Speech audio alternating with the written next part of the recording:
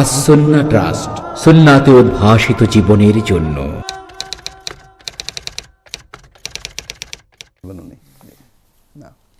ثانيها أن يقع بينهما المناظرة ويظهر الحديث بالوجه الذي يقع به غالب الظن فيرجو أن اجتهاده إلى المسموع مثاله এটা হলো দ্বিতীয় অর্থই, যে তিনি ইজতিহাদ করেছেন, ইজতিহাদ করার পরে আলোচনা পর্যালোচনা করে তিনি ইজতিহাদ থেকে নসের দিকে ফিরে আসছেন। না, مثاله ما رآه الأئمة من أن أبا هريرة رضي الله عنه كان من مذهبه أنه من أصبح جنوبا فلا صوم له حتى أخبرته بعض أزواج النبي صلى الله عليه وسلم بخلاف مذهبه فرجع।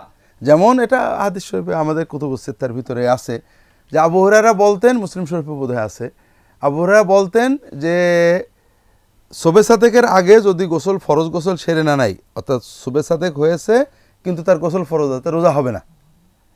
পরে যখন রাসূলুল্লাহ সাল্লামের স্ত্রীরা বললেন না, রাসূলুল্লাহ সাল্লাম অনেক সময়ই গোসল ফরজ অবস্থায় সুবে সাদেক হয়ে যেত, আজানের পরে তিনি গোসল করে নামাজ পড়তেন রোজা অবস্থায়, তখন তিনি তার মত ত্যাগ করে এই মতে ফিরে আসলেন।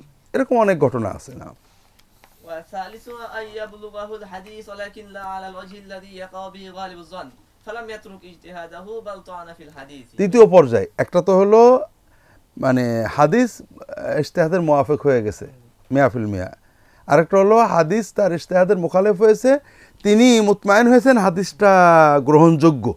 তৃতীয় হলো তিনি ইজতিহাদ করেছেন, হাদিস শুনেছেন কিন্তু হাদিস তিনি মানেননি মানে তিনি মুনকারে হাদিস না, তিনি বুঝেছেন যে এই হাদিসটা এই ক্ষেত্রে দলিল না, তার জন্নে গালেবের ভিতরে এটা আসেনি। না, مثاله ما رآه أصحاب الأصول من أن فاطمة بنت قيس شهدت عند عمر بن الخطاب رضي الله عنه بأنها كانت مطلقة الثلاث فلم يجعل لها رسول الله صلى الله عليه وسلم نفقة ولا سكنا فرد عمر شهادتها وقال لا نترك كتاب الله بقول امرأة لا ندري أصدقت أم كذبت لا نفقة والسكنى। যেমন ফাতেমাতু বিনতে কায়েস রাদিয়াল্লাহু তাআলা আনহা বললেন যে আমার স্বামী আমাকে 3 তালাক বায়ান দিয়ে দিছিল, তখন রাসূল সাল্লাল্লাহু আলাইহি ওয়াসাল্লাম বলেন যে আমার কোনো খরচও পাবো না, আবাসও পাবো না, মুতাদ্দা ইদ্দত পালনকারীর যে হক সেটা আমি পাবো না। তখন ওমর বললেন যে আমরা একটা মহিলার কথাই আল্লাহর কোরআন বাতিল করতে পারি না, কারণ আমরা জানছি না সে কি সঠিকভাবে বললো নাকি উল্টো পাল্টা বললো, সব ঠিক আছে কি না। তিনি ফাতেমা বিনতে কায়েসের হাদিসটা গ্রহণ করলেন না মানে তিনি মুনকিরে হাদিস না, তার কাছে এটা মানে দুটো দলিলের কাছে তার কাছে মনে হয়েছে যে ফাতেমার ভুল হতে পারে, কাজেই তার বর্ণনাটা গ্রহণযোগ্য না। وقالت عائشة رضي الله عنها يا فاطمة ألا تتقي الله يعني في قولها لا سكنى ولا نفقة।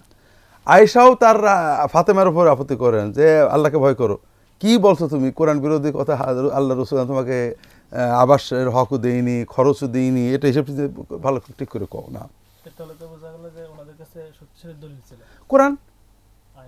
কোরআনের আয়াত বুঝছেন না, না মানে আজকে নুহুন না মিন উজদিকুম।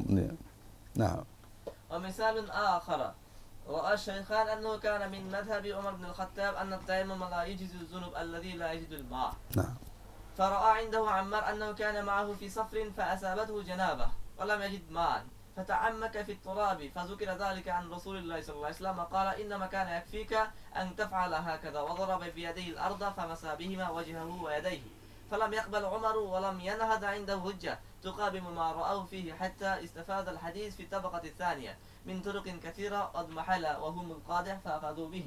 না, এখানে খেয়াল করো, এটা তোমাদের ভালো করে বুঝতে হবে, এটা কিন্তু বুখারী মুসলিমে আছে, দুটোতেই আছে, অন্যান্য কিতাবে আছে। ওমর রাদিয়াল্লাহু আনহু বলতেন যে ফরজ গোসলের তায়াম্মুম হবে না, গোসলই লাগবে। তো এক্ষেত্রে আম্মার তাকে বলেন যে ওমর আমি আপনি মানে ওমরকে নিয়েই বলেন যে আমি আপনি অমুক গেছিলাম, গোসল ফরজ হলো, আপনি গোসল করেন না, আমি তায়াম্মুম মাটিতে গড়াগড়ি করে নিলাম, রাসূলুল্লাহ বললেন যে তোমার এত গড়াগড়ি লাগতো না, তায়াম্মুম করলে হয়ে যেত। ওমর এটা গ্রহণ করলেন না, এটাতে আব্দুল্লাহ ইবনে মাসউদেরও মত আছে। তাহলে তুমি তাকে মুনকারে হাদিস বলতে পারছো না, তিনি তার কাছে ফরজ গোসলের জন্য নাসে কোরআনী রয়েছে, ওই ঘটনা হয়তো তার মনে আসেনি, মানে এটা বলেছেন, কিন্তু উনি মনে করতে পারেননি, এই জন্য আম্মারের হাদিস তিনি গ্রহণ করেননি। এটা হাদিসে আছে, তোমরা পড়েছো। আব্দুল্লাহ ইবনে মাসউদ বলছেন তোমরা খেয়াল করেন, ওমর এটা গ্রহণ করলেন না। তো এই জন্য পরবর্তী প্রজন্মে এসে ফুকাহারা ইজমা হয়ে গেছে। তারা যখন ওমরের রাদিয়াল্লাহু তাআলা আনহুর ইশকালটা দুর্বল দেখলেন, আম্মারের হাদিসটা বিভিন্ন সনদে অন্যান্য সাহাবী থেকে বর্ণিত, এছাড়া কোরআনের নসের সাথে মিল আছে, আউলা আমাস্তুমুন নিসা, তো এসব মিলিয়ে তবাকা সানিয়া এসে ফুকাহারা সবাই একমত হয়ে গেলেন যে অজু এবং গোসল উভয়ের ক্ষেত্রেই তায়াম্মুম চলবে। কিন্তু ওমর কিন্তু মানেননি রাদিয়াল্লাহু তাআলা। তাহলে এটা হলো আরেকটা হালত যে তিনি ইজতিহাদ করেছেন মুখালিফ নস, নস তার কাছে আসার পরে নস মানেননি, কারণ তার কাছে গালেবুজান তার ইজতিহাদে ধারণা হয়েছে এটা গ্রহণযোগ্য নয়, যে কোনো না কোনো ইল্লাতে। ওহামুর রাবি তিনি মনে করেছেন আম্মার বলতে ভুল করেছে, ঘটনাটা ওরকম ছিল না, বা তিনি মনে করেছেন ওটা আম্মারের জন্য খাস ছিল, কোনো না কোনো একটা কারণে তার কাছে এই নস, এই আসারটা গ্রহণযোগ্য বলে মনে হয়নি। না, رابعها ألا يصل إليه ইয়াসিলা ইলাইহিল হাদিস। لا يصل إليه الحديث أصلا. مثاله ما أخرج مسلم أن ابن عمر كان يأمر النساء إذا اغتسلن أن ينقضن رؤوسهن فسمعت عائشة رضي الله عنها فسمعت عائشة رضي الله عنها بذلك فقالت يا عجبا لابن عمر هذا يأمر النساء أن ينقضن رؤوسهن أفلا يأمرهن يحلقن رؤوسهن. না, আব্দুল্লাহ ইবনে ওমর বলতেন যে ফরজ গোসলের সময় মেয়েদের মাথার চুল খুলে ফেলতে হবে, পুরো চুল ধুইতে হবে। আয়েশা শুনে বললেন যে সর্বনাশ, তো উনি তো চুল যখন খুলতে বলেছেন মাথা টাক করতে বললেই তো পারেন না। কারণ আয়েশা রাসূলুল্লাহ সাল্লাল্লাহু আলাইহি ওয়াসাল্লাম ফরজ গোসল করতেন, তিনি মাথার চুল খুলতেন না, শুধু মাথার উপর পানি ঢেলে দিতেন, ভিতরে ঝোলা চুল খোলা বা তাইগুলো পানি দেওয়ার কোনো রাসূলুল্লাহ সাল্লাল্লাহু আলাইহি ওয়াসাল্লাম নির্দেশ দেননি। না, পড়ে যাও। لقد كنت أغتسل أنا ورسول الله صلى الله عليه وسلم من إناء واحد وما أزيد على أن أفرغ على رأسي 3 إفراغات. مثال آخر ما ذكر الزهري من أن هندا لم تبلغها رخصة رسول الله صلى الله عليه وسلم في المستحاضة فكانت تبكي لأنها كانت لا تصلي. না, মুস্তাহাজা যে প্রত্যেক নামাজের জন্য অজু করে নামাজ পড়বে, এই হুকুমটা হিন্দ জানতেন না। এই জন্য তিনি অসুস্থ হয়ে গেলে মানে নিয়মিত মাসিকের পরে কন্টিনিউ অসুস্থ হয়ে গেলে নামাজ যে পড়া যাবে এই মশলা জানতেন না। তিনি শুধু কানতেন যে আমি নামাজ পড়তে পারছি না, কারণ এটা তো জানাই ছিল না। তিনি ইজতিহাদ করে নামাজ তরক করতেন না। ومن تلك الذنوب أن يرى رسول الله صلى الله عليه وسلم فعل فعلا فحمله بعضهم على القربة وبعضهم على الإباحة. مثاله ما তাহলে দ্বিতীয়, প্রথম কথা হলো সাহাবায়ে কেরামের ইখতিলাফের প্রথম কারণ কি? তিনি ইজতিহাদ করেছেন, নস জানতেন না, এই জন্য নসের সাথে তার ইখতিলাফ হয়ে গেছে, বা সাহাবীদের ভিতরে ইখতিলাফ হয়ে গেছে। এক্ষেত্রে কয়েকটা হাল তোমরা দেখলে।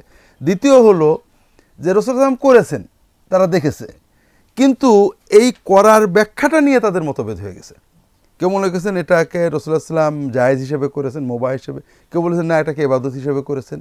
এই কর্মের ব্যাপারে একমত সবাই, কিন্তু কেন করেছেন, ইবাদত হিসেবে, ফরজ হিসেবে, ওয়াজিব হিসেবে, মুস্তাহাব হিসেবে, মুবাহ হিসেবে, এটা অনুধাবনের ক্ষেত্রে তারা ইখতিলাফ করেছেন। না, مثاله ما رآه أصحاب الأصول في قصة التصحيب أي তাহসিব।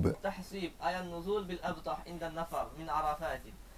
نزل رسول الله صلى الله عليه وسلم به فذهب أبو هريرة وابن عمر إلى أنه على وجه القربة فجعلوه من سنن الحج. وذهبت عائشة رضي الله عنها وابن عباس إلى أنه كان على وجه الاتفاق وليس من السنن. যেমন রাসূলুল্লাহ সাল্লাল্লাহু আলাইহি ওয়াসাল্লাম বিদায় হজে হজ শেষ করে 13 তারিখ 13ই জিলহজ দুপুরের পরে জাওয়ালের পরে পাথর মেরে চলে আসলেন, যেটাকে আমরা মুআল্লা গোরস্তান বলি, এর সাইডে ওয়াদি মুহাসসাব, যেটা খাইফে বানি কেনানা, ওখানে তিনি অবস্থান করলেন। এটা মক্কা শরীফের বাইতুল্লাহর হারেমের পূর্ব সাইডে বিশাল মাঠ ছিল। তিনি সাহাবীদিন এখানে অবস্থান করলেন, এটাকে বলে তাহসিব। এখন সবাই একমতের ব্যাপারে, সবাই এটা জানেন, কিন্তু এটা রাসূল কেন করছিলেন?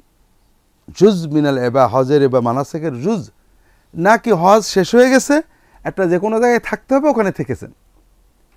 কথাটা বোঝো, সবাই একমত যে রাসূল ওখানে থেকেছেন, কিন্তু এটাকে হজের সুন্নাত অর্থাৎ হজের পরে সবাই এসে ওখানে থাকবে, এরপরে বাড়ি যাবে, না এটা হজের কিছুই না, যারা ইয়ামানে যাবে ইয়ামানে চলে যাবে, যারা মদিনায় যাবে মদিনায় চলে যাবে। আবু হুরায়রা বলতেন রাদিয়াল্লাহু তাআলা আনহু এবং আব্দুল্লাহ ইবনে ওমর বলতেন এটা হজের একটা সুন্নত। এর বিপরীতে আয়েশা রাদিয়াল্লাহু তাআলা আনহা এবং অন্যান্য কোনো সাহাবী বলতেন যে না, এটার সাথে হজের কোনো সম্পর্ক নেই, এটা সফর। রাসূলুল্লাহ সাল্লাল্লাহু আলাইহি ওয়াসাল্লাম হজ শেষ করে কোনো না কোনো এক জায়গায় তো খাইমা করা রাখবে, উনি এখানে করেছেন না। ومثال آخر ذهب الجمهور إلى أن الرمل في الطواف سنة، وذهب ابن عباس رضي الله عنه إلى أنه إنما فعل النبي صلى الله عليه وسلم على سبيل الاتفاق لعارض عرضه، وهو قول المشركين حتمتهم حمى يثرب وليس بسنة। না, রামাল জমহুরের কাছে সুন্নাহ। রামাল যে রাসূলুল্লাহ করেছেন তাওয়াফের সময়, এটা সবাই একমত। কিন্তু কেন করেছেন? তাআব্বুদান নালে আরদ। আব্দুল্লাহ ইবনে আব্বাস বলতেন এটা আরদ, এটা সুন্নত না।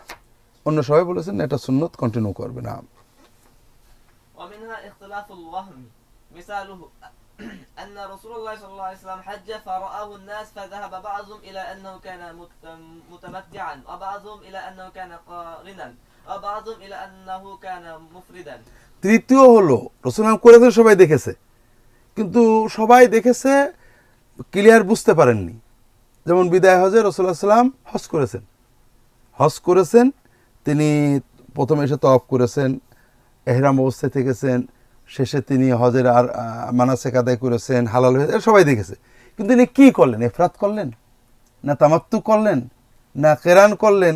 এটা অনুধাবনের ক্ষেত্রে মানে সাহাবীগণ বিভিন্ন মত দিয়েছেন। না, مثال آخر أخرج أبو داود عن سعيد بن جبير أنه قال قلت لعبد الله بن عباس يا أبا العباس عجبت لاختلاف أصحاب رسول الله صلى الله عليه وسلم في إهلال رسول الله صلى الله عليه وسلم حين أوجب، فقال إني لأعلم الناس بذلك إنها إنما كانت من رسول الله صلى الله عليه وسلم حجة واحدة، فمن هناك اختلاف. خرج رسول الله صلى الله عليه وسلم حاجا فلما صلى في مسجده بالحليفة ركعتين أوجب في مجلسه وأهل بالحج حين فرغ من ركعتيه، فسمع ذلك منه أقام فحفظوه عنه، ثم ركب فلما استقلت به ناقته أهل وأدرك ذلك منه أقوام، وذلك أن الناس إنما كانوا يأتون أرسالا فسمعوه حين استقلت به ناقته يهل، فقالوا إنما أهل رسول الله صلى الله عليه وسلم حين استقلت به ناقته، ثم ماذا رسول الله صلى الله عليه وسلم فلما علا على شرف البيضاء أهل وأدرك ذلك منه أقوام فقالوا إنما أهل حين علا على شرف البيضاء، وأيم الله لقد أوجب في مصلاه في مصلات، وأهل حين استقلت به ناقته، وأهل حين علا على شرف البيضاء। সাঈদ ইবনে জুবায়ের রাদিয়াল্লাহু তাআলা রাহিমাহুল্লাহ তাবে মশহুর তাবে, তোমরা জানো, তিনি আব্দুল্লাহ ইবনে আব্বাসকে বলছেন, আব্দুল্লাহ ইবনে আব্বাসকে বলছেন, কি বলছেন? হযরত, হ্যাঁ কি শেখ, হ্যাঁ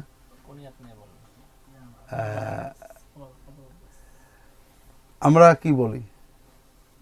কালকে একটা মসলা আসছে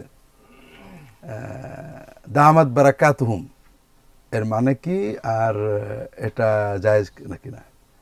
তা তিতুমির লিখেছে বা মানে লিখেছে যে তার বরকতরা স্থায়ী হোক, এটা জায়েজ আছে। তাহলে যে এটা তো আসুন্নাটাসের কাম হইল না, জায়েজ আছে, এটা আমরা আপত্তি নেই, একজনের বরকতের দোয়া করলে দোষ নেই, কিন্তু এটা সুন্নত কিনা? রাসূলুল্লাহ সাল্লাল্লাহু আলাইহি ওয়াসাল্লাম, সাহাবী, তাবেঈন, তাবেঈন মানে কুরুনে সালাসার ভিতরে তারা তো দোয়া খের করতেন না। কি করতেন? দামাত বারাকাতুহুম পেয়েছে কোথাও? আর কোনো দোয়া নেই। মুসলমানের জন্য দোয়া করবে, রহমতের দোয়া, মাগফিরাতের দোয়া, কবুলের দোয়া, ঠিক আছে না? কিন্তু এখন যদি তুমি এগুলো যে আব্দুল্লাহ জাহাঙ্গীর গাফার আল্লাহ আমার মনে হবে যে আমি নিশ্চয়ই বড় গুনাহগার মনে করেন, এ বললো কেন? লা হাওলা ওয়ালা কুওয়াতা ইল্লা বিল্লাহ। এই হচ্ছে অবস্থা। আমাদের রুচিগুলো পাল্টে গেছে, রুচিগুলোকে সাইজ করতে হবে। আমরা হাদিস তোমরা বলো লাই মিনা হাদিস এখন হাওয়া হতা বাল্লেমা যেতে হবে, পাগড়ি পরনি তোমার, কিন্তু এগুলোও তো সুন্নত, এগুলো তো বেশি সুন্নত। তো এই জন্য দেখো রাসূলুল্লাহ সাল্লামের সাহাবায়ে কেরাম, তাবেঈনরা, তাদের আদব ছিল না? তারা বেয়াদব ছিলেন। কোথাও পাবো না হযরত, শেখ, আল্লামা, হুজুর, বাবাজান, আব্বাজান, কেবলাজান, কিছুই পাবা না। তারা বলার সময় ভাই বলতেন, আখুকা ফুলান, মান আখুকা ফুলান, যেহেতু মিন আখিকা ফুলান, এটা বুখারী মুসলিম অনেক পাবে। ডাকার সময় কুনিয়াত, ইয়া আবাল আব্বাস, ইয়া আবা আব্দুর রহমান, ইয়া আবা আবদুল্লাহ, কুনিয়াত বলতেন না। এমনকি আবু হানিফা রহমতুল্লাহ আলাইহি ছাত্ররা বই লিখেছে, বইগুলো পড়ে দেখো, হাদা মাযহাব আবু হানিফা আসহাবিনা, হাদা কওলু আবু হানিফা মিন আসহাবিনা, সাহেব, আর কিছু না, রাহিমাহুল্লাহ রাদিয়াল্লাহু আনহু, এগুলো বলেছেন তারা। না এখানে যে জিনিসটা মানে এখানে মিল পাচ্ছি সেটা হচ্ছে যে তারা সাধারণ বলার সময় মিন আখিনা এরকম বলতেন, আখুনা বলতেন, কিন্তু যখন ডাকতেন তখন কুনিয়াত ডাকতেন। জি জি জি, অবশ্যই এর ভিতরে সম্মানের অর্থটা পাওয়া অবশ্যই।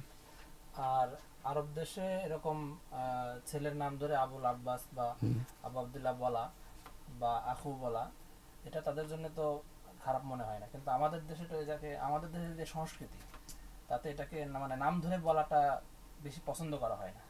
এখন সম্মানের আমরা কি বিষয়টা যেহেতু মিল আছে সেহেতু এটা মাজমুম বা মারজু কিভাবে বলা যায়? এই ধরনের যদি হয়, আমাদের দেশের পোশাক এইভাবে আমরা মেনে নিই, আমাদের দেশের আমরা, বিষয়টা হলো সম্মানটা কি তাআব্বুদান করছো না লোকাচার হিসেবে করছো? আর যদি তাআব্বুদান করো, তাআব্বুদের জন্য সুন্নতের দরকার আছে না নেই? আদাবান তাআব্বুদান কেন? ও, এটার কোনো সওয়াব আশা করছো না? একরামের নাম না হবে এটা তো না না না, তোমাদের এগুলো সকল বেদাতের দরজ এখান থেকে আসে। তুমি যদি এই যুক্তিটা আমি পোশাকের ক্ষেত্রে দিই, এই যুক্তিটাই যদি অন্য আরেকটা জায়গায় দিই, তুমি মানবে না। এ ঠিক অবিকল এই যুক্তি। কথাটা হলো যে আমরা তাদের আদব অবশ্যই ছিল, আদব তো মানে কোরআন সুন্নাহর আদেশ, কিন্তু আদবের জন্য কোনো সুন্নতের দরকার আছে কিনা, আদব প্রকাশের জন্য? এখানে তো হাদিসের মধ্যে যেটা আছে ইকরামের কথা আসছে, সম্মানের কথা আসছে। হ্যাঁ, এখন ইকরাম যার দেশে যেখানে সেজদা দিয়ে করার প্রচলন, সেজদা দিয়ে করব, যেখানে রুকু দিয়ে করার প্রচলন। ও না, এই কায়দায় যদি মিলাদ করি তাহলে তো দোষ নেই, নসের ভিতরে থেকে কোনো নাজেজ করব না, ঠিক আছে? তো বিষয়টা হলো তোমাদের রুচিগুলোকে একটু পর্যালোচনা করো। যে আমরা বলছি একরাম করতে বলা হয়েছে, সকল বেদাতের উৎসটা কি? যে তুমি ওমুমিয়াত, মূল ইবাদতের, যেমন জিকির করতে বলা হয়েছে, কাজে আমরা গাড়িতে চিৎকার করে লাফায়ে নেচে জিকির করব, ঠিক আছে? তো অসুবিধা তো নেই। এটা উপরে অনেক উপরে চলে গেছে। আমরা তো মানে এর সাথে মিলছে না, হ্যাঁ? মানে কেউ যদি মানে দিনও মনে না করে তাহলে এমনি ইচ্ছা আচ্ছা, দিন না মনে জিকির করে আমরা তো ওই সাহাবা কিরামের যে ডাকা এবং দামাত বারক আমাদের ডাকাকে তো আমরা উত্তম মনে করছি না, তো আমরা এমনি না না, আমি হ্যাঁ না, উত্তম, তোমার সব ঠিক আছে, তোমাদের আমি বলছি না তুমি বেদাত করছো, তো সুন্নতে যেতে কষ্ট কেন? আমরা যদি আমাদের রুচি এবং আদাতকে, এদেশের মানুষ একরকম খায়, আমরা তাদের খাওয়ার আদত বর্জন করে যেমন খাই, সবাই খারাপ মনে করে, তারপরেও খাই, তো এই খাওয়ার জিনিসটা কি আওলা বেলেত্তেবা হলো ওই তাআব্বুদি বিষয়গুলোর চেয়ে? তো এই জন্য আমি বলছি না যে তোমরা আমরা বেদাত করছি, আমরা দামাত বরাকত আমরাও বলি, অনেক সময় বলে ফেলি, কিন্তু আমাদের মনের রাগবত হলো আমরা কখন সুন্নতের কাছে যাব। তা আমরা যদি বলি যে শেখ বা ফুলান উস্তাদ হাফিজাহুল্লাহ রাহিমাহুল্লাহ গাফারাল্লাহুল্লাহু ওয়াফাকাহুল্লাহ, এগুলো দোষটা কি? দামাত দরকারটা কি?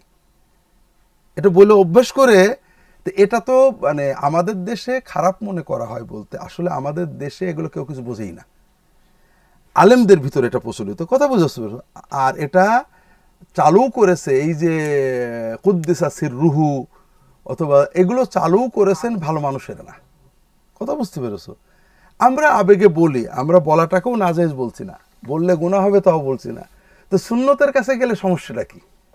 সুন্নতটা যদি প্রচলন করতে পারি, তোমরা মনে করছো, যেমন তুমি বলছো যে এটা অনেক বেশি চলে গেল, তো বিষয়টা হলো দরজা খুললে কোথায় যে দাঁড়াবা এটা তো ঠিক রাখা কঠিন।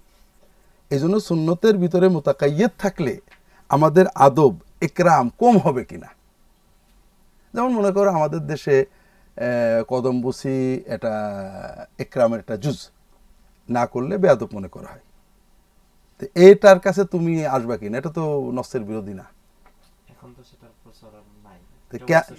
এই আমাদের মতো নোংরা খারাপ লোকদের গুতোর ঠেলায় উঠছে, এমনি উঠিনি, ওইটা উঠবে ইনশাআল্লাহ। আবুল আব্বাস এসে যাবে, আবু আহমদ এসে যাবে, হাফেজাউল্লাহ রাহিমাউল্লাহ এসে যাবে কিছু মানুষের ভিতরে, যখন তারা সচেতন হবে যে না সুন্নত আউলা। আমরা খেলাফে সুন্নত আলফাজগুলোকে নাজেজ বলছি না, কিন্তু আমাদের নফসগুলো কেন সুন্নতের কথা বলতে পারলে একটু ইতমিনান বেশি পাবে না?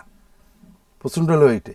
আমি যদি বলি হাফেজাহুল্লাহ ফাকাহুল্লাহ রাহিমাহুল্লাহ গাফার আল্লাহ লাহু, তাহলে এটা আমাদের আনন্দ বেশি পাওয়া উচিত। আমরা দামাত বারাকাতুহুম কুদ্দাসা সিররুহু কোনোটাই খারাপ বলছি না, কথা বুঝতে পেরেছো? গ্রামের মানুষের ভিতরে কিন্তু এরকম বড় ছেলে বা বড় মেয়ে বাপের নাম ধরে ডাকার প্রচলন আছে। হ্যাঁ, এটা তো নিয়ম।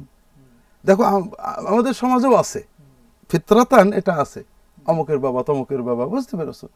তা আমরা এটা চালু করলে সমস্যা কি? সুন্নতটা চালু করলাম। রাসূলুল্লাহ সাল্লাল্লাহু আলাইহি ওয়াসাল্লাম সবাইকে কুনিয়াত দিয়ে ডেকেছেন, সাহাবীরা কুনিয়াত দিয়ে ডেকেছেন, সাহাবীরা রাসূলুল্লাহ সাল্লাল্লাহু আলাইহি ওয়াসাল্লাম কুনিয়াত দিয়ে ডেকেছেন, ঠিক আছে না? তাবেঈনরা সবাই এইভাবে ডেকেছেন। কাজে আমাদের সমাজে আছে, আমরা মেনে নিচ্ছি, এটাকে নাজেজ বলছি না, কিন্তু মানে তানাক্কুল আর তাহাউল ইলা সুন্নতের ক্ষেত্রে এত আপত্তি কেন? কিন্তু যেভাবে মুনকার করা হয় সেভাবে না, মুনকার করা হয় না, মুনকার করা হয় না, বরং এনকার মাল এহতেরামি করা হয়। হ্যাঁ, এটা জায়েজ, কোনো দোষ নেই, তবে সুন্নত না। তো এর চেয়ে আর সফট নরম এনকার আর কি হইতে পারে? হ্যাঁ, এটাকে বেদাত। হ্যাঁ, হাফিজাহুল্লাহ এই শব্দটা কি সুন্নাত সম্মত? হাফিজাহুল্লাহ ওয়া রাআহু, হাফিজাহুল্লাহ এটা আল্লাহ ইয়াহফাজুকা মিন কুল্লি মাকরু, দেখতে হবে সাহাবী তাবেঈনদের ভিতরে ছিল কিনা। জাআলানিল্লাহু ফিদাকা এটা ছিল, রাহিমাহুল্লাহ গাফারাল্লাহু লাহু এগুলো ছিল। হাফিজাহুল্লাহ মুতলাক দোয়া, যে দোয়াগুলো আরবরা বেশি ইস্তেমাল করে, কিন্তু এগুলো ওই রাসূলুল্লাহ সাল্লাল্লাহু আলাইহি ওয়াসাল্লাম এসে যেমন একজন বিদায় নিয়ে যাচ্ছে দোয়া করে রাআক আল্লাহ বা ফি আমানিল্লাহ আস্তাউদিউকাল্লাহ, এগুলো আছে যেগুলো উমুম দোয়ার অংশ আর কি। তারপরেও দেখতে হবে যে ওইটা হলে তো এটাও হবে দামাত বারাকাত কোনো উমুম নেই, কোনো সুন্নতে পাবা না, খুঁজে দেখো। না, এর অর্থটা তো হইতে পারে না না, এটা তুমি কোথাও পাবো না। তারপর বরকত স্থায়ী হোক। এইরকম দোয়াটা খুঁজে বের করো, শুধু হাদিস নয়, কুরআনে সালাসা থেকে বের করো, দেখো তো। আরবদের কিতাবে তো লেখা থাকে না, দামাত বারাকাতু কোনো কথা তো লেখা থাকে না, আরবের দরকার নেই, তুমি কুরআনে শুধু হাদিস না, তুমি সাহাবী তাবেঈন পর্যন্ত কুরআনে সালাসা দেখো তো কেউ কাউকে দাওয়াত বারাকাতুহু বলেছে কিনা, অথবা আদাম আল্লাহু আলাইনা বারাকাতুহু, নাফা'ানা আল্লাহু মিন বারাকাতি, কোন রকম বেল মানা পাও কিনা দেখো তো। আসলে মানুষের যে বরকত আছে, তার বরকত আমার দরকার আছে, এই জিনিসটা থিমটাই তুমি কুরআনে সালাসাতে পাবা না। নাফা'ানা আল্লাহু বিইলমিহি এরকম পাবা হয়তো, কথা বুঝতে পেরেছো? ভিতরে যদি আরো যাও আরো অনেক কিছু বেরোবে, আমি তো বলতে চাচ্ছিলাম না। মানুষের বরকত আমাদের দরকার আছে, এই জিনিসগুলো কুরআনে সালাতে পাবা না। মানুষের বরকত হচ্ছে কিভাবে? দামাত বারাকাতুহুম, তাদের বরকতগুলো স্থায়ী হোক আমাদের জন্য, কথা বুঝতে পারছো না? অর্থাৎ আমি ধরে নিচ্ছি তার ভিতরে অনেক বরকত আছে, এটা খারাপ কিছু না, মানুষের বড় এলিমের বরকত দোয়ার বরকত থাকতে পারে, কিন্তু এই বরকতকে স্থায়ী করার জন্য কোনোভাবে লাইসা বিল লফজ বিল মানা খোঁজো, তোমরা খুঁজলে পারে আলহামদুলিল্লাহ মেনে নেবো, কিন্তু আমার নজরে পড়িনি।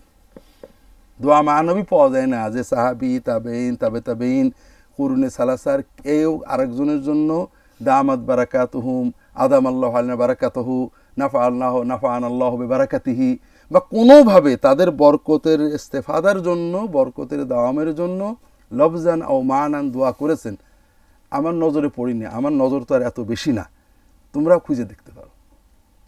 এই খোঁজাটা ভালো তো, যে আমার সমাজে একটা জিনিস আছে সেটা সুন্নতে মেলে কিনা, মেললে আমি করব, না মেললে করব না, এই নিয়তে, জায়েজ করার নিয়তে না।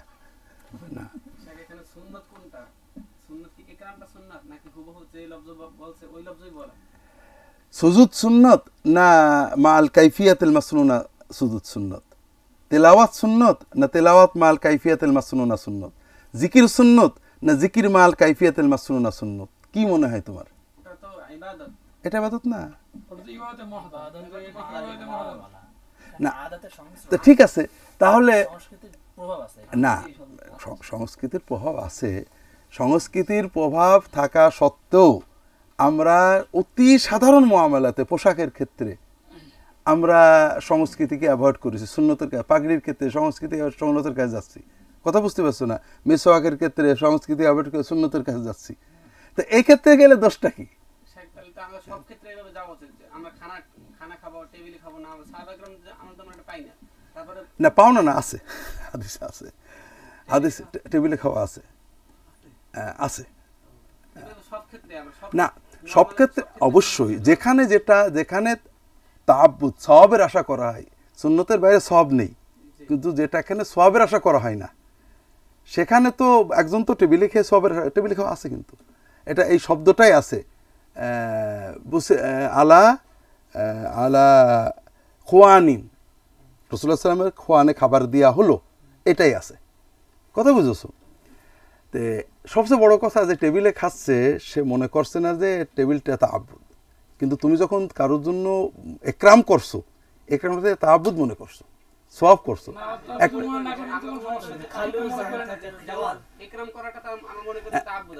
না, একরাম করাটাকে তাআব্বুদ মনে করছো তো, যখনই না, তা হয় না। কোনো জিনিস ইবাদত মনে করলেই সেটা সুন্নতে হতে হবে, আর খাওয়াটাকে কেউ ইবাদতই মনে করছে না। মানে খাওয়াটা ওইটা না, আমি বলছি যে পার্থক্যটা বুঝেছো কিনা? খাওয়াটা মানুষ ইবাদতই মনে করছে না, এটা হিন্দু মুসলমান মধ্য খ্রিস্টান সবাই খায়, কিন্তু তুমি একরামটাকে ইবাদত মনে করছো, আর ইবাদত যেটাকে মনে করছো সেটা সুন্নত পদ্ধতিতে কেন হবে না? মুসলমান সম্মান করাটা ইবাদত। এখন এক এক জায়গার মুহাওয়ারা এক এক রকমের। আরব দেশে সাইয়্যিদুনা বলে, আমাদের দেশে না, না, আরব দেশে সাইয়্যিদুনা বলেন, আরব দেশের সাথে আমরা একমত না। আমরা আরব দেশও মানি না, বাংলাদেশও মানি না, আমরা সুন্নতে মানি। সাইয়্যিদুনা হাদিসে পাওয়া যায় না। সাহাবায়ে কেরামদের আমলে পাওয়া যায়, তারা মাওলানা বলছেন সাইয়্যিদুনা। এটা বিশেষ ক্ষেত্রে মুবতাদা খবর হিসেবে বলেছেন, কথা বোঝো। যেমন আবু বকর সৈয়দুনা আতাকা সৈয়দানা, অর্থাৎ এখানে দুটো মেয়ার মনে রাখো। কাউকে সৈয়দ বলা, যারা নাজেজ বলেন, এটা ভুল। একটা লোককে সৈয়দ বলা, নাজেজ যারা বলেন সেটা ভুল। তাদের একটা দলিল বলে যে লা তাকুলু সৈয়দ ইন্নামা সৈয়দ হু আল্লাহ, এটাও সহিহ হাদিস। একজন রাসূলকে সৈয়দ বলেছে, তিনি বলেন না, আমাকে সৈয়দ বলেন, সৈয়দ আল্লাহ। তো এই হাদিস দিয়ে অনেকে বলে যে কাউকে সৈয়দ বলা শিরক, কথাটা ঠিক না।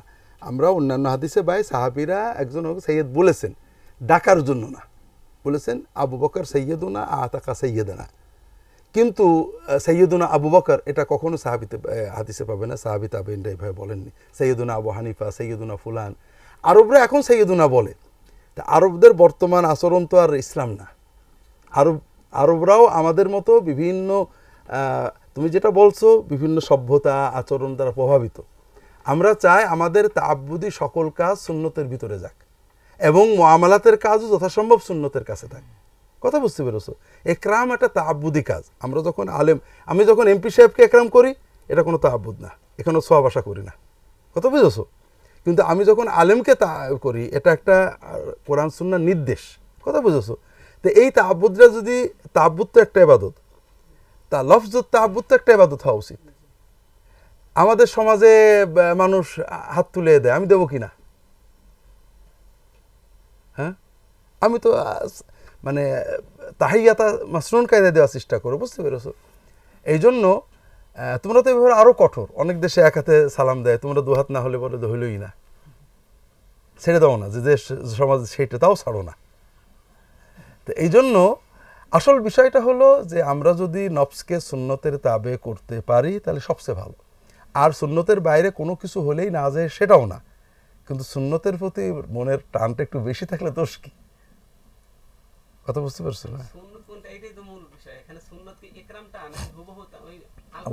আল্লাহু আকবার, এটা তুমি বুঝতে পারছো না? সুন্নত কি জিকির না হুবহু?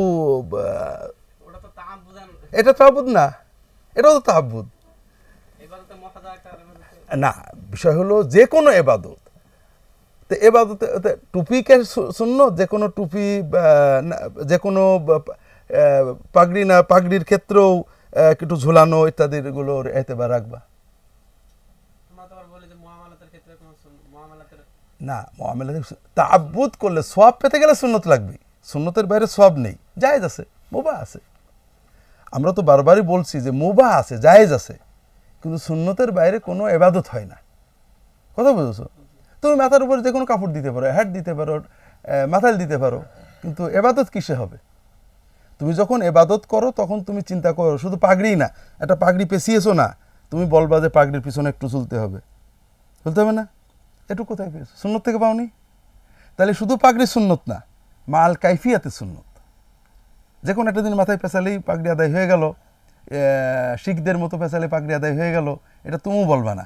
তুমি বলবা যে না, রাসূলের পিছনে ঝুলিয়ে দিতেন, একটু ঝুলিয়ে দাও, তিনি প্যাঁচ দিতেন, একটু প্যাঁচ দাও, তার টুপিটা এরকম ছিল, তোমার টুপিটা এরকম করো। তো এই জন্য এগুলো তো একেবারে মাহাদা এই মুআমালাত, আদাত, কোনো ইবাদতই না। তারপরেও এখানে সোয়াব, অর্থাৎ মূল থিমটা হলো সুন্নতের বাইরে কোনো সোয়াব নেই। তুমি একরামের নিয়ত করেছো, যদি মনে করো আলেমদের একরাম করা, আল্লাহর হুকুম একরাম করছো, এই নিয়ত, এই তাওয়াজ্জু ঠিক আছে, এটা সোয়াব পাবা। যে লফসটা ব্যবহার করেছো, সেই লফসটা যদি সুন্নত না হয়, এই লফজে তুমি কি করে সোয়াব পাবে? কথা বুঝছো না? আল্লাহ জিকির করতে বলেছে, তুমি আল্লাহ আমার মাফ করো, আল্লাহ তুমি মহান, আল্লাহ তুমি ভালো, তুমি সোয়াব পাবা। কিন্তু আল্লাহু আকবার, সুবহানাল্লাহ বিহামদির যে সোয়াব, সেটা তুমি এখানে পাবা কিনা? আমরা তো বলি যে মুআমালাটা সুন্নাত নাই, নবীজি মুআমালাত শেখানোর জন্য আসেননি। না, তা কেউ বলে না, এটা গলত কথা। এটা তোমরা হয় পড়োনি, নাইলে বোঝোনি। মুআমালাতে সুন্নত নেই এই কথাটাই আমরা রদ করছি, পোশাকের বইয়ে রদ করছি, এই হাসনে রদ করছি। কারণ কিছু মানুষ বলতেছেন মুআমালাতে কোনো সুন্নত নেই, ইসলামে কোনো পোশাক নেই, ইসলামে কোনো পোশাক নেই কথাটার খণ্ডনের জন্যই পোশাক বইটা লেখা। তার মানে তুই পড়োইনি। ইসলামে অনেকে বলে পোশাকই ইসলাম, পোশাকই ইসলাম নেই, কিন্তু ইসলামী পোশাক আছে। সাহাবায়ে কেরাম মুআমালাতেও রাসূলুল্লাহ সাল্লাল্লাহু আলাইহি ওয়াসাল্লাম, এটা এই হাসনেও আছে। সাহাবায়ে কেরাম মুআমালাতে, আমাদের মেয়ার তো সাহাবায়ে কেরাম, সাহাবায়ে কেরাম রাসূলুল্লাহ সাল্লাল্লাহু আলাইহি ওয়াসাল্লামের মুআমালাতেও ইত্তেবার জন্য হারিস ছিলেন। এমনকি খাওয়া কয় আঙুল দেখিয়েছেন। এই জন্য এখানের গুলোটা রাসূলুল্লাহ সাল্লাল্লাহু আলাইহি ওয়াসাল্লাম মুআমালাত শেখাতে আসেন, ইবাদত শেখাতে আসছেন। কিন্তু মুআমালাতের আদনা মুআমালাতেও যদি কোনো ফেল, কওল ছাড়া শুধু ফেলেও যদি কেউ মোতাবাত করে, আহমদ ইবনে হাম্বল, আবু হানিফা রাহিমাহুল্লাহ তাদের কাছে, এবং এটাই সহি সাহাবীদের আমলের আলোকে, যে এটা ন্যূনতম স্তর হলো মানদুব, ন্যূনতম স্তর। এটা পড়েছো তো তোমরা। মুআমালাত শিখাইতে উনি আসেন নাই, মানে মূল মুআমালাত শেখাতে আসেননি না, ওনার মুআমালাত তো মানুষ ছিল, মূল হলো তাওহীদ এবং ইবাদত এবং আখলাক। মুআমালাত রাসূলুল্লাহ সাল্লাল্লাহু আলাইহি ওয়াসাল্লাম করেছেন, মুআমালাতের ভিতরে কয়েকটা দিক আছে। একটা হলো যে মুআমালাতের হালাল হারাম, এগুলো তুমি শেখাবে না। যেমন খাওয়া একটা মুআমালাত, তোমাদের কাছে খাওয়ার সুন্নত বললেই 3 আঙুলে খাওয়া, কিন্তু হালাল খাওয়া যে সুন্নত, এটা তো তোমরা গুরুত্ব দিচ্ছ না। কথা বুঝতে পারছো না? উনি মুআমালাত শেখাতে আসছেন।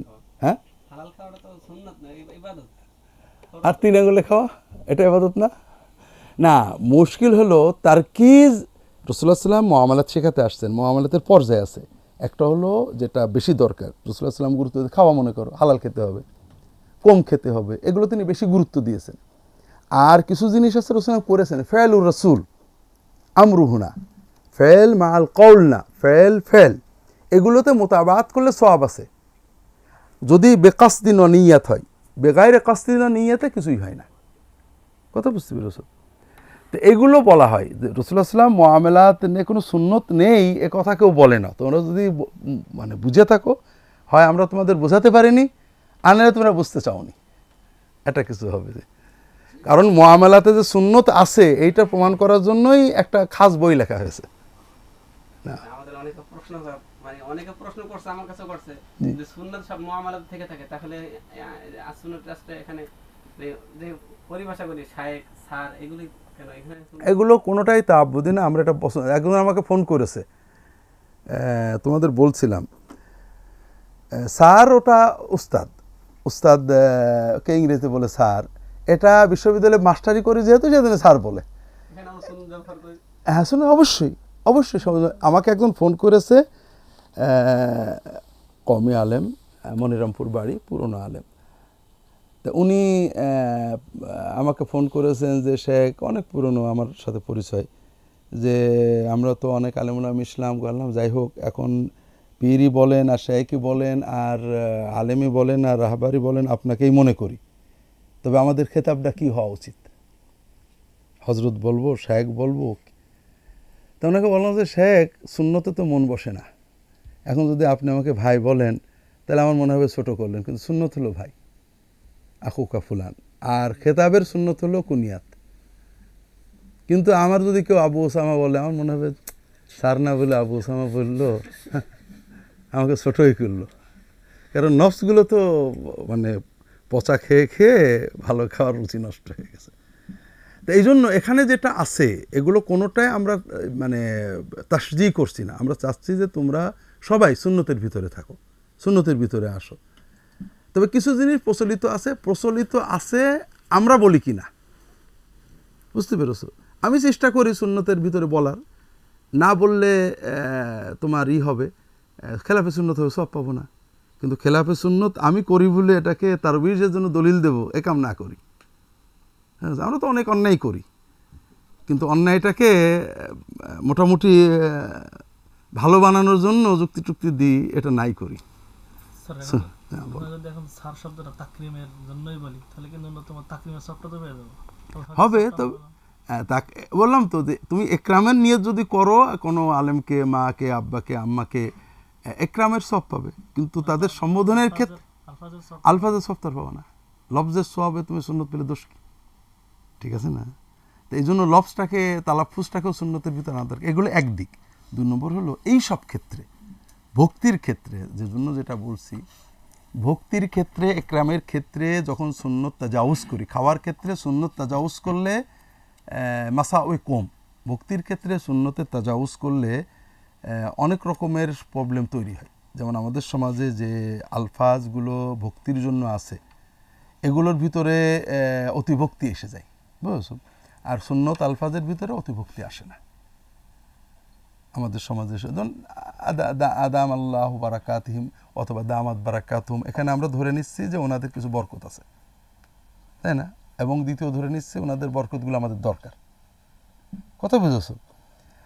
তো ওনাদের বরকত আছে, এটা একেবারে মানে আমি এনকার করছি না যে কারোর বরকত থাকতে পারে না, বিভিন্ন দলিল যুক্তি আছে পক্ষে বিপক্ষে। তবে এই বরকতের ধান্দা করতে করতে আবার আল্লাহ যে ডাইরেক্ট ওনাদের বরকত মাধ্যম ছাড়াও বরকত দিতে পারে, এখানেও সন্দেহ এসে যায়। হ্যাঁ, যেমন আমি আমার কালবের দিকে মতবাজ্জে আসি, আমার কলব আমক করতে করতে এমন মনে হয় আল্লাহ বোধহয় এই মিডিয়া টিডিয়া ছাড়া আর আমার কাছে আসতে পারে না। কথা বুঝতে পেরেছো? আল্লাহ আলাম। না প্রশ্ন এসে যায়, যে স্যার বলে যে সম্বোধন, এটা তো মুসলমানদের মূল সম্বোধন না। স্যার উস্তাদ ভাষা একটা জিনিস বলছো, এগুলো ভাষা সব। আরেকটা হলো তুমি যদি উস্তাদ বলা যায় যায়, স্যার বলাও যায়, উস্তাদ বলা যায় না। আমাকে একজন বলছে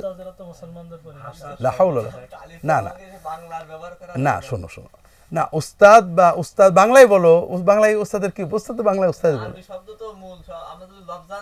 হ্যাঁ জি, না মানা, লফজের মানা একটা জিনিস আর নতুন পরিভাষা তৈরি করা একটা জিনিস। তুমি যদি বলো আল্লাহ তাকে মাফ করুক, হবে না? এটা তো সুন্নত।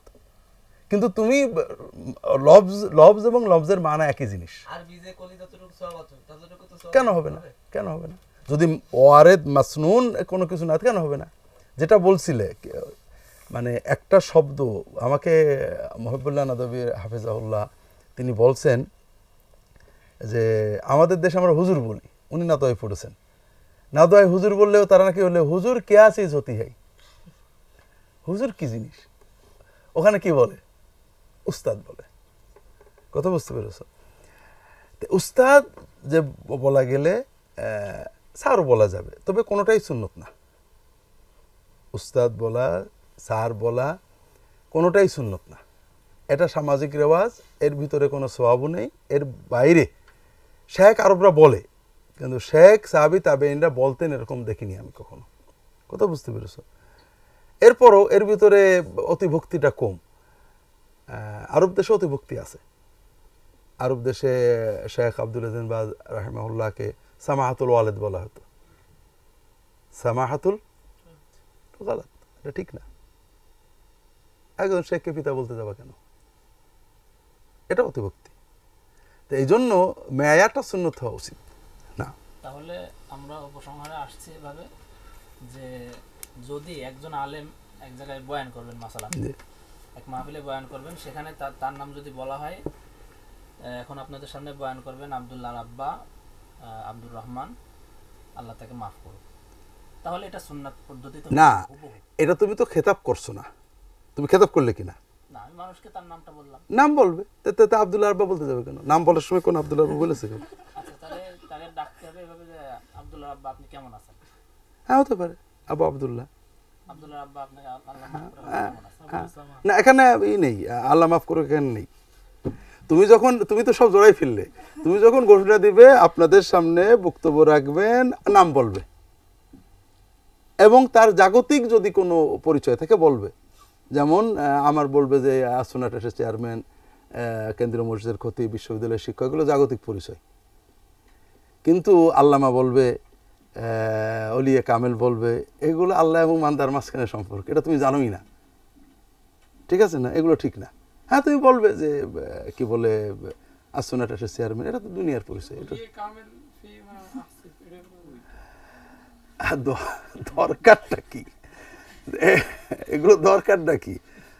অলি সব মোমেনি অলি, কামেল কতটুকু আল্লাহ ভালো জানে, না বললে কি সমস্যা আছে কিনা? আমার জানা মতে তিনি না, কোনোটাই বলা ঠিক না। আমার জানা মতে তিনি লোক আল্লাহ এটা বলা না, এটা বলা যাবে না, তো বলিনি না, এটা বলা যাবে না তো বলছি না, এটা বলা কিছুটা সুন্নতের কাছাকাছি। আহসিবুহু কাযালিকা আল্লাহু হাসিবুহু ওয়া লা উযাক্কি আলাল্লাহি আহাদান। এটা হাদিসে পড়োনি যে কারোর ব্যাপারে ভালো কিছু বলতে গেলে বলতে হবে আহসিবুহু কাযালিক আল্লাহু হাসিবুহু ওয়া লা উযাক্কি আলাল্লাহি আহাদান। পড়োনি এটা?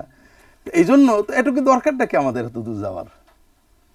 আমাদের বলে দিল আমি ধারণা, আমার ধারণা মতে সে এত বড় আল্লাহ, ওইরকম পুরোটা বললে মানুষের মাইন্ড করবে না বললে সমস্যাটা কি? মানে সমস্যা বললে তুমি বলতে পারো আমার জানা মতে একজন ভালো আলেম অথবা একজন দিনের দায়ী, অর্থাৎ যেটা ভিতরের মোটেও জানা যায় না, তুমি যেটা জানো সালেহ, এগুলো বলা যায়, আবেদ, কিন্তু আল্লাহর কাছে কতটুকু মাকবুল তো মোটেই জানা যায় না। তুমি হিসাব গেলে কি করে? বেলায়েত তো আল্লাহর কাছে কবুলিয়াত, এমনি বেলায়েত তো সকল মুমিনি অলি, এখন বেলায়েতের কামালাতে সে গেছে তোমার জানা মতে, তো তুমি সেইটুকু জানলে কি করে? হ্যাঁ, সে আবেদ, সে তুমি তাকে মনে করতে পারো যে, এটা অনেক হাদিস আছে, তুমি তাকে মনে করতে পারো সে দিনের ভালো দায়ী, দিনের জন্য যেগুলো দেখা যায় বাহ্যিক, জাহেদ, আবেদ, এগুলো বাহ্যিক আলামত দেখে আসিবু কাযালিক এটা বলা যায়। কথা বুঝেছো? এগুলো অ্যাভয়েড করা উচিত। মানুষ বলে, আমরা না বললাম, আল্লাহু আ'লাম। না, অন্য লাইনে চলে গেলে তোমরা সবাই। স্যার এখন দেখা গেছে এমন যে আমার বড় ভাই, জি, তাকে আমি তার মেয়ের নাম বা ছেলের নাম দিয়ে সম্বোধন করে ডাকলাম, কিন্তু একটা সময় তো তাকে আমি ভাই ডেকে আসতাম। তো ভাই টাকার এতক্ষণ কি ভাই টাকার বিরুদ্ধে কথা হলো কিনা? না স্যার, এটা তো আমার আপন ভাইয়ের ব্যাপারটা। এখন আরেকটা ভাই আছে, বা সে আমার ভাই লাগে বা চাচা লাগে, জি, তাকে আমি চাচা না বলে কেন তোমাকে চাচা ডাকবে না কেন? তোমার লাগে চাচা, তুমি ডাকবে, অদ্ভুত কথা। এখন আমি তাকে তার ছেলের নাম সম্বোধন করে কেন ডাকবা? তুমি তো চাচা বলে ডাকবা না কেন? তুমি তো বেয়াদব। তো সে হয় তোমার চাচা, তো চাচা না রেখে তুমি বাপের নাম ধরে ডাকবা কেন? তার সম্বোধন করার আরবরা যারা চাচা তাদের চাচা বলে ডাকা আছে তো, যে চাচা তুমি এখানে কথা হচ্ছে মানে পীর মুরিদের খেতাবের কথা, তাআব্বুদি খেতাবের কথা। যারা চাচা তাদের চাচা হাদিসে পাবে তো, এরকম আছে তো, আছে না? তো তুমি ওটা করেছো কেন? তুমি তো বেয়াদব তো বটেই, চাচাকে তুমি তার ছেলের নাম ধরে ডাকছো। কথা হচ্ছে তুমি উস্তাদকে চাচা বলে ডাকো না কেন? তা তো ডাকছো না। যে কথাটা হলো যে যেখানে আমাদের এই ধরনের কোনো সম্পর্ক নেই, সেসব ক্ষেত্রে কুনিয়াতটাই আওলা। অর্থাৎ তোমরা ঘুরিয়ে ফিরে যাই বলে আমি ঘুরিয়ে ফিরে বলবো যে সুন্নত আওলা। সুন্নতের খেলাফ নাজায়েজ কিছু না, সমাজের প্রচলনের কারণে হতে পারে, মাফি মুশকিলা। কিন্তু যেখানে ইবাদত, তাআব্বুদ, আমাদের যেমন স্বামীকে তার বউ আপনি ডাকবে না তুমি ডাকবে, এটা সামাজিক লোকাচার, এখানে কেউ সওয়াবের আশা করে না। কিন্তু আমরা যেটা আলেম ওলামা উস্তাদ পীর বুজুর্গদের করি, এখানে আমরা সওয়াব আশা করি, এটা তাআব্বুদি করি। আর তাআব্বুদের ক্ষেত্রে সুন্নত আসা উচিত। আল্লাহু আ'লাম। না, ওই ক্ষেত্রে কি কোনো সওয়াব নাই? ওই ক্ষেত্রে এই পরিবেশে স্বামী স্ত্রীর এখন কেউ যদি সুন্নত চায়, সব থাকবে না কেন? কেউ যদি মনে করে আয়েশা রাসূলুল্লাহ সাল্লাল্লাহু আলাইহি ওয়াসাল্লামকে একবার ডাকতে, আমি একটু ডাকবো রাসূলুল্লাহ, আর ভাষায় তো তুমি আর আপনি সেম। হ্যাঁ, এই জন্য বাংলায় তুমি আপনি সেম, অসুবিধা নেই। নাম ধরে নাম বলতেন, নাম বলার অভ্যাস ছিল। ও রাব্বি মোহাম্মদ,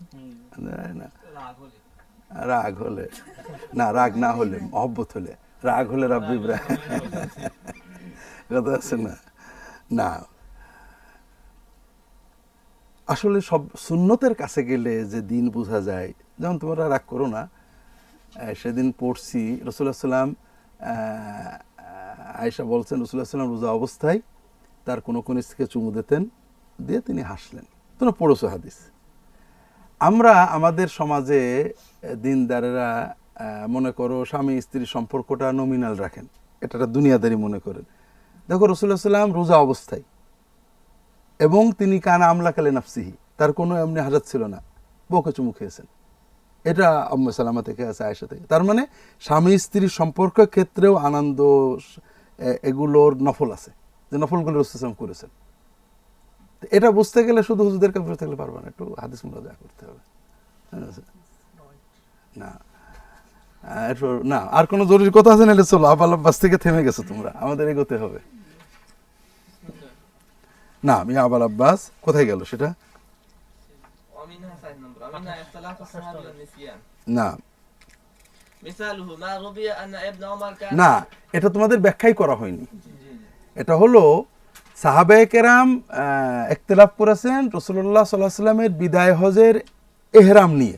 উনি কখন তালবিয়া পড়লেন, হজের নিয়তটা কখন করলেন? কেউ বলেছেন জুলহুলাইফা মসজিদে ফজরের নামাজের সালামের পরে, কেউ বলেছেন উটের পিঠে ওঠার পরে, কেউ বলেছেন ময়দানে যে টিলার উপর ওঠার পরে। তা আব্দুল্লাহ ইবনে আব্বাস বললেন আসলে একটাই হজ। রাসূলুল্লাহ মসজিদের ভিতরে নামাজের পরে তালবিয়া পড়েন। তো মসজিদের ভিতরে যারা ছিলেন অল্প কিছু লোক, তারা শুনলেন। এরপরে তিনি বাইরে যে উটের পিঠে উঠে আবার পড়লেন। সেখানে যারা শুনেছেন তারা মনে করেছেন এখনই প্রথম পড়লেন, আগে যে বলেছেন জানতেন না, কারণ লোকজন দলে দলে আসছিল। এরপরে বড় মাঠে যে টিলার উপর দাঁড়িয়ে উনি তালবিয়া পড়লেন, লাব্বাইক আল্লাহুম্মা লাব্বাইক। বাকি সবাই ওখানেই শুনলো, তারা মনে করলো এটাই প্রথম পড়লেন।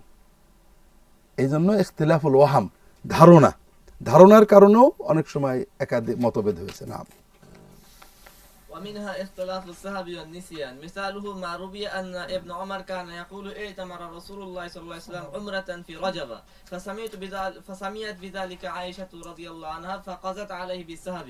আরেকটা হলো ভুল, যেমন আব্দুল্লাহ ইবনে ওমর রাদিয়াল্লাহু আনহু বলতেন রাসূলুল্লাহ 4টা উমরা করেছেন, একটা রজবে, এটা বুখারীতেও আছে। তখন আয়েশা কাছে যখন বলা হলো তখন বললেন যে রাহিমাহুল্লাহ, এই দেখো আবার দোয়া উল্টে গেল। তে সম্ভবত রাহিমাহুল্লাহ বা রাহিমাল্লাহ বা আব্দুর রহমান বা এই ধরনের শব্দটা আসছে। তিনি সকল উমরাতেই নবীর সাথে ছিলেন, রাসূলুল্লাহ যতগুলো উমরা করেছেন সবগুলোতেই ছিলেন, কিন্তু তিনি ভুলে গেছেন রাসূলুল্লাহ কোনো উমরা রজবে করেননি। না, ومنها اختلاف الضبط مثاله ما رأى ابن عمر أن رضي الله عنه صلى الله عليه وسلم من أن الميت يعذب ببكاء أهله عليه فقضت عائشة رضي الله عنها عليه بأنه وهم بأخذ الحديث على هذا. مر رسول الله صلى الله عليه وسلم على يهودية يبكي عليها أهلها অথবা يبكي عليها أهلها فقال إنهم يبكون عليها وإنا تعذب في قبرها فظن أن العذاب معلول بالبكاء وظن الحكم عاما على كل ميت। না, এটা তো মশহুর। আব্দুল্লাহ ইবনে ওমর এবং ওমর রাদিয়াল্লাহু তাআলা আনহুমার হাদিস আছে, রাসূলুল্লাহ বলেছেন যে জীবিতরা কানলে মৃত ব্যক্তি শাস্তি পায়। আয়েশা বলেন না, এটা এরকম না, এটা যে জীবিত ব্যক্তির কান্না গুনার কারণে মৃত ব্যক্তির শাস্তি হবে, এটা হলো ওনারা হাদিসটা শুনেছেন ঠিকই কিন্তু ভুল বুঝেছেন। সেটা হলো এরা কানছে আর ওর আযাব হচ্ছে, ওর কারণে, কিন্তু এরা কেঁদে বেড়াচ্ছে না। জব্ত মাশহুর, তোমরা জানো মুহাদ্দিস, অর্থাৎ হাদিসটাকে সহিভাবে ইবারত ওই করা। তাহলে হাদিসের ইবারত হলো ওয়া ইন্নাহুম লায়াবকুন ওয়া ইন্নাহা লাতুআযাবু, আর বলছেন ইন্নাল মাইয়াতা লা ইউআযাবু বুকা আহলি। কথাটা কাছাকাছি হলেও ইবারতটাকে সঠিকভাবে মুখস্থ রাখার ক্ষেত্রে তারা ভুল করেছেন। জি। ومنها اختلافهم في علة الحكم مثاله القيام للجنازة فقال قائل لتعذيب الملائكة فيعم المؤمن والكافر وقال قائل لهول الموت فيعمهما وقال قائل مر على رسول الله صلى الله عليه وسلم بزناد يهودي فقام لها كراهة أن تعلو فوق رأسه فيخص الكافر। না, একটা হলো সবাই কাজটা দেখেছেন কিন্তু কাদের ইল্লতের ব্যাপারে ইখতিলাফ করেছেন। যেমন রাসূলুল্লাহ সাল্লাল্লাহু আলাইহি ওয়াসাল্লাম মৃত লাশ দেখে দাঁড়াতেন, আবার অন্য হাদিস আছে দাঁড়াতেন না, এরকম তোমরা জানো। কেন দাঁড়াতেন? কেউ বলেছেন যে মৃত্যুর যে মানে ভয়াবহতা এটা স্মরণ করার জন্য, তাহলে মোমেন কাফের সবার লাশ দেখেই দাঁড়াতে হবে। কেউ বলেছেন যে ফেরেশতাদের সম্মানের জন্য, তাহলে একই কথা।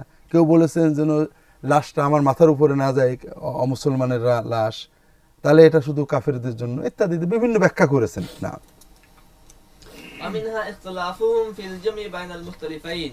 مثاله رخص رسول الله صلى الله عليه وسلم في المتعة عام خيبر ثم نهى عنها ثم رخص فيها عام أوتاس ثم نهى عنها. فقال ابن عباس كانت الرخصة للضرورة والنهي لإنقضاء الضرورة والحكم باق على ذلك. وقال الجمهور كانت الرخصة إباحة والنهي نسخا لها. নাম আরেকটা হলো যে উভয় হাদিস তারা জানেন, উভয় হাদিস কন্ট্রাডিক্টরি, তাদের সমন্বয়ে মতভেদ করেছেন। যেমন রাসূলুল্লাহ সাল্লাল্লাহু আলাইহি ওয়াসাল্লাম কখনো কখনো মুতা অস্থায়ী বিবাহকে জায়েজ বলেছেন, কখনো হারাম করেছেন। এখন সমন্বয় কি? কেউ কেউ বলেছেন, আব্দুল্লাহ ইবনে আব্বাস বলছেন যে এটা মূলত হারাম, জরুরতের জন্য জায়েজ করেছেন, আর এই জরুরতের জন্য জাওয়াজের হুকুম বাকি। আর ওনারা বলছেন না, এটা প্রথমে মুবাহ ছিল, রাসূলুল্লাহ সাল্লাল্লাহু আলাইহি ওয়াসাল্লাম এটাকে স্থায়ী হারাম করে দিয়েছেন। পড়ো। ومثال آخر نهى رسول الله صلى الله عليه وسلم عن استقبال القبلة في الاستنجاء فذهب قوم إلى عموم هذا الحكم وكونه غير منسوخ. ورأى جابر يبول قبل أن يتوفى بعام مستقبل القبلة فذهب إلى أنه نسخ للنهي المتقدم. ورآه ابن عمر قضى حاجته مستدبر القبلة مستقبل الشام فرد به قوله. وجمع قوم بين الروايتين فذهب الشعبي وغيره إلى أن النهي مختص بالصحراء فإذا كان بالمراحل فلا بأس بالاستقبال والاستدبار. وذهب قوم إلى أن القول عام محكم والفعل يحتمل كونه خاصا بالنبي صلى الله عليه وسلم فلا ينتهز ناسخا ولا مخصصا. এটা তোমরা জানো সবাই যে রাসূলুল্লাহ সাল্লাল্লাহু আলাইহি ওয়াসাল্লাম কিবলার দিকে মুখ করে বা পিছন দিয়ে ইস্তেনজা করতে নিষেধ করেছেন, আবার কোন কোন হাদিসে আসছে তিনি নিজে এটা করেছেন। মানে দুটো সমন্বয়ে ফুকাহারা কেউ বলেছেন এটা তার ব্যক্তিগত এই ছিল, এটা তার জন্য, কাজেই ইস্তেনজার সময় কিবলামুখী হওয়া মুতলাক নাজেজ, সেটা ঘরের ভিতরে হোক বাইরে হোক। কেউ বলেছেন যে এই যে রাসূলুল্লাহ সাল্লাল্লাহু আলাইহি ওয়াসাল্লাম করেছেন ঘরের ভিতরে, কাজেই যদি ঘরের ভিতরে হয় কিবলামুখী হওয়া জায়েজ ইত্যাদি, এটা তোমরা জানো সবাই। পড়ে যাও। وبالجملة فاختلفت مذاهب أصحاب النبي صلى الله عليه وسلم وأخذ عنهم التابعون كل واحد ما تيسر له فحفظ ما سمع من حديث رسول الله صلى الله عليه وسلم ومذاهب الصحابة وعقلها وجمع المختلف على ما تيسر له ورجح بعض الأقوال على بعض واضمحل في نظرهم بعض الأقوال وإن كان مأثورا عن كبار الصحابة كالمذهب المأثور عن عمر بن مسعود في تيمم الجنوب قد محل عندهم لما استفاد من الأحاديث عن عمار وعمران بن حسين وغيرهما فعند ذلك صار لكل عالم من علماء التابعين مذهب على حياله وانتصب في كل بلد إمام. এখানে বোঝো তাহলে সাহাবীদের ইখতিলাফ তোমরা বুঝলে, সাহাবীদের ভিতর ইখতিলাফ কেন হলো। তা এরপরে তিনি বলছেন যে এই সাহাবীদের ফিকহগুলো তাবেঈনরা গ্রহণ করলেন, তাবেঈনরা প্রত্যেক এলাকায় তারা সাহাবীদের কাছে শিখলেন, একাধিক সাহাবী থেকে শিখলেন। কোন কোন মাসালায় তারা সাহাবীদের মত একেবারে আউট হয়ে গেল, যেমন ফরজ গোসলে তায়াম্মুম করা যাবে না, যে আব্দুল্লাহ ইবনে মাসউদ এবং ওমর রাদিয়াল্লাহু তাআলা আনহুমের যে মত, এটা কোনো তাবেঈ আর গ্রহণ করলেন না সবগুলো হাদিসের আলোকে। বাকিগুলো তাদের ভিতরে বিভিন্ন মতভেদে প্রত্যেক শহরে, মদিনায়, মক্কায়, বসরা, কুফায় তাবেঈনদের একটা ফুকাহাদের গ্রুপ তৈরি হয়ে গেল। তারা তাদের সাহাবীদের থেকে নেওয়া মতামতগুলো, হাদিস, সাহাবীদের মত, অন্যান্য সাহাবীদের মত থেকে নিয়ে তারা উম্মতের জন্য মসলা মাসাইল দিতে লাগলেন। না, যেমন سعيد بن المسيب وسالم بن عبد الله بن عمر في المدينة بعدهما الزهري والقاضي يحيى بن سعيد وربيعة بن عبد الرحمن فيها. نعم. وعطاء بن أبي رباح بمكة وإبراهيم النخعي والشعبي في الكوفة والحسن البصري بالبصرة وطاووس بن كيسان باليمن ومكحول بالشام. فأزمع الله أكبادا إلى علومهم فرغبوا فيها وأخذوا عنهم الأحاديث وفتوى الصحابة وقبيلهم ومذاهب هؤلاء العلماء وتحقيقاتهم من عند أنفسهم واستفتى منهم المستفتون ودارت المسائل بينهم ورفعت إليهم الأقضية. তাহলে মক্কা, মদিনা, বসরা, কুফা, ইয়ামান, সিরিয়া প্রত্যেক শহরে এই সমস্ত বড় বড় ফকিহ তাবেঈ পর্যায়ের মশহুর ছিলেন। তাদের কাছে ছাত্ররা সেগারুত তাবেঈন এবং আতবাউত তাবেঈন দলে দলে যেতে লাগলেন, শিখতে লাগলেন হাদিস, সাহাবীদের আকওয়াল, তাবেঈদের মতামত, এভাবে প্রচলিত হতে লাগলো। না, وكان سعيد بن المسيب وإبراهيم النخعي رحمهم الله تعالى وأمثالهما جمعوا أبواب الفقه أجمعها وكان لهم في كل باب أصول تلقوها من السلف وكان سعيد وأصحابه يذهبون إلى أن أهل الحرمين أثبت الناس في الفقه وأصل مذهبهم فتوى عمر وعثمان وقضاياهما وفتوى عبد الله بن عمر وعائشة وابن عباس وقضايا قضاة مدينة فجمعوا من ذلك ما يسره الله لهم ثم نظروا فيها نظر اعتبار وتفتيش فما كان منها مجمعا عليه بين علماء المدينة فإنهم يأخذون عليه بنواجذهم وما كان فيه اختلاف عندهم فإنهم يأخذون بأقواها وأرجحيها إما لكثرة من ذهب إليه منهم أو لموافقته لقياس قوي أو تخريج صريح من الكتاب والسنة أو نحو ذلك وإذا لم يجدوا فيها حفظوا منهم جواب المسألة خرجوا من كلامهم وتتبعوا الإيماء والاقتضاء فحصل لهم مسائل كثيرة في كل باب এইটুক বোঝো আমাদের লেখক শাহুল মাহমুদ দেহলভী এখানে তোমাদের একটা জিনিস বোঝাচ্ছেন যে এই তাবেইনদের যুগে এসে দুটো ধারা তৈরি হয়ে গেল, একটা হলো আহলুল হেজাজ হারামাইন, একটা হলো আহলুল বালাদাইন কুফা বসরা।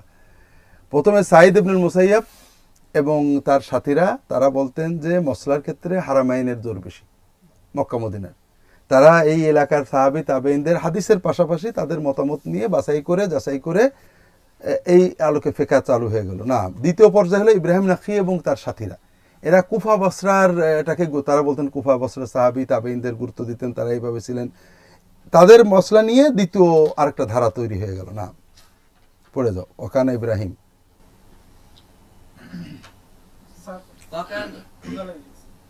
আমরা শেষ করব, আর এক পৃষ্ঠাও নেই। يرون أن عبد الله بن مسعود وأصحابه أثبت الناس في الفقه كما قال علقمة لمسروق هل أحد منهم أثبت من عبد الله وقول أبي حنيفة رضي الله عنه للأوزاعي وإبراهيم أفقه من سالم ولولا فضل الصحبة لقلت إن علقمة أفقه من عبد الله بن عمر وعبد الله هو عبد الله وأصل مذهبه فتوى عبد الله بن مسعود وقضايا علي رضي الله عنه وفتواه وقضايا شريح وغيره من قضاة الكوفة فجمع من ذلك ما يسر الله ثم صنع في آثارهم كما صنع أهل المدينة في آثار أهل المدينة وخرج كما خرجوا فتلخص له مسائل الفقه في كل باب. وكان سعيد بن المسيب لسان فقهاء المدينة وكان أحفظهم لقضايا عمر ولحديث أبي هريرة رضي الله عنه وإبراهيم لسان فقهاء الكوفة فإذا تكلم بشيء ولم ينسباه إلى أحد فإنه في الأكثر منسوب إلى أحد من السلف صريحا أو إيماء ونحو ذلك فاجتمع عليهما فقهاء بلدهما وأخذوا عنهما وعقلوه وخرجوا عليه والله أعلم. নাম, তাহলে সাহাবী তাবেইন পড়তে আমরা বুঝলাম সাহাবীদের ইখতিলাফ ছিল, তাবেইদের যুগে দুটো মাদ্রাসা হয়ে গেল, একটা হলো মাদ্রাসাতুল হেজাজ, একটা হলো মাদ্রাসাতুল কুফা। মাদ্রাসাতুল হেজাজের মানে সবচেয়ে বড় যারা ইমাম ছিলেন, রাজ ছিলেন সাঈদ ইবনুল মুসাইয়াব, মাদ্রাসাতুল কুফার ইব্রাহিম আন-নাখি। মোটামুটি এইটুকু ইখতিলাফ তোমরা বুঝলে। আল্লাহ তাআলা আলাম।